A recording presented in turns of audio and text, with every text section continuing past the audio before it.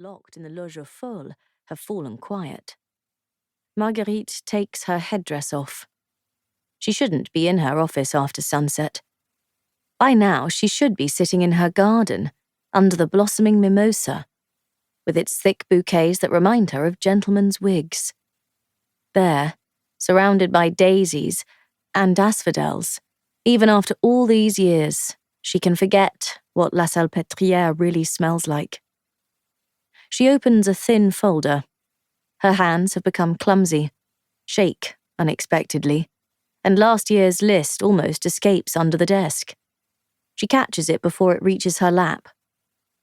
For the past 15 months, she has been choosing women who would be sent off to the Mississippi. Her first list pleased the general attorney. Now, Monsieur Joly de Fleury writes that the governor of La Louisiane in person has requested more girls. Marguerite brings a candle closer to the paper. For this new list, she isn't sure where to start. The selection process used to be different. Transferring female prisoners to the colony was her idea. Not so long ago, she was free to pick whomever she saw fit. There wasn't enough room anymore at La Salpêtrière, not enough dormitories for those who really needed a shelter. Beds were taken by creatures who would never change. It had been a matter of figuring out whom she'd rather get rid of first: poisoners, knife-wielders, rebels, or witches. Out of the 209 girls she selected last year, she has a particularly distinct memory of the conspiracy theorist, the one who had spent her time at the women's prison yelling sinister words at the king, Marceline Janson. Off she goes. But this year, no one from La Grande Force can be shipped away.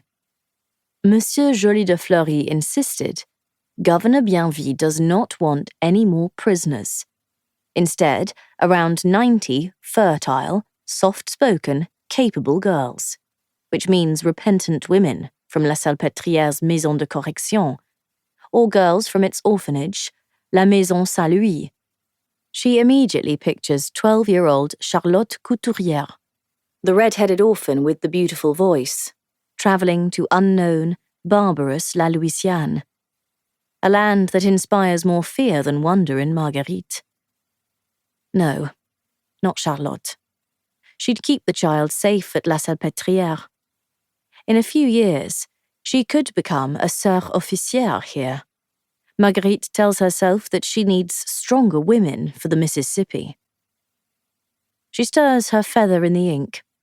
The conspiracy theorist had a sister, much younger, not yet rotten. Marguerite tries to remember the sibling's first name. Antoinette? No, it begins with E, perhaps.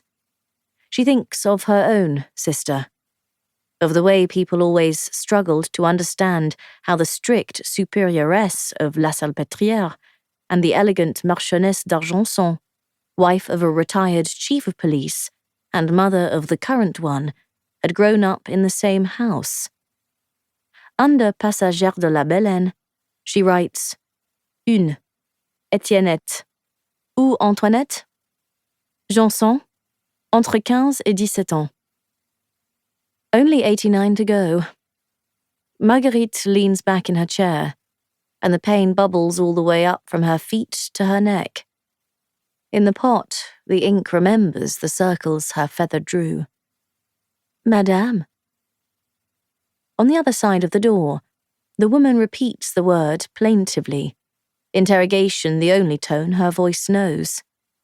Mademoiselle Bailly is aware she shouldn't be disturbing her after Compline, the last prayer of the evening. Qu'y a-t-il? What is it? The wooden door creaks as her new assistant steps in. Mademoiselle Bailly's movements mirror the way she thinks, gracelessly, meticulously, without taking any risks. What is it? The supervisor of the Loge aux Folles reported new cases of rat bites. Tell me some real news, Mademoiselle Bailly. Marguerite hates the fear she reads in her assistant's eyes. She wishes she'd just solve this rat problem on her own. It's the demented woman.